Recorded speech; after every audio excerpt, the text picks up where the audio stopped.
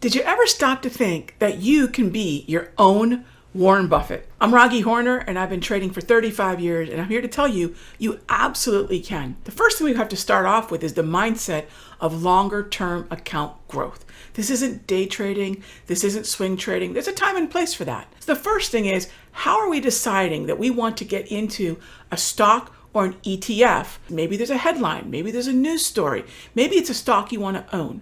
So then you're going to ask yourself, well, would I like to own it for the next 6 months, 1 year, 2 years, 10 years? Well, the first thing we're going to ask is, why would I want to own it that long? Is it a dividend paying stock?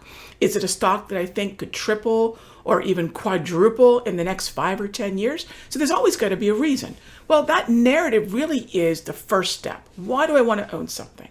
The second step is having the patience to do what Warren would do. How do I wait for that timing, that price at which I can have an advantage where instead of buying something at an all-time high, I wait for a pullback? Instead of just arbitrarily buying, instead I'm looking at price. I'm doing what a trader would do. I'm asking myself, is this a good risk-reward ratio?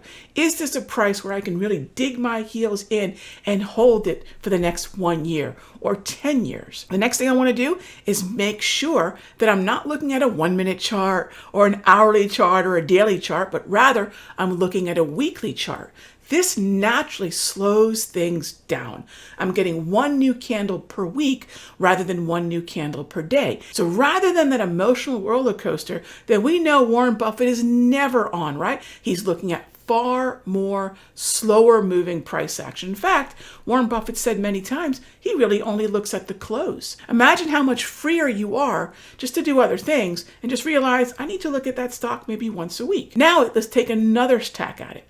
If I'm now trying to beat the broader averages, because that's what Warren Buffett's known for. He beats the S&P. Now I'm going to pick the very best stocks that can perform. So rather than dilute my portfolio with 500 stocks in the S&P, probably 400 of which really don't matter, I'm buying maybe 50 or 60 of the best performing, maybe even highest dividend yielding stocks there are. Think about this. Warren Buffett has hundreds of billions of dollars at work, and Berkshire Hathaway seldom has more than 50 holdings. When we work on the timing, focus on a slower weekly time frame, now we're going to only look at the best of the best and give that the time to grow.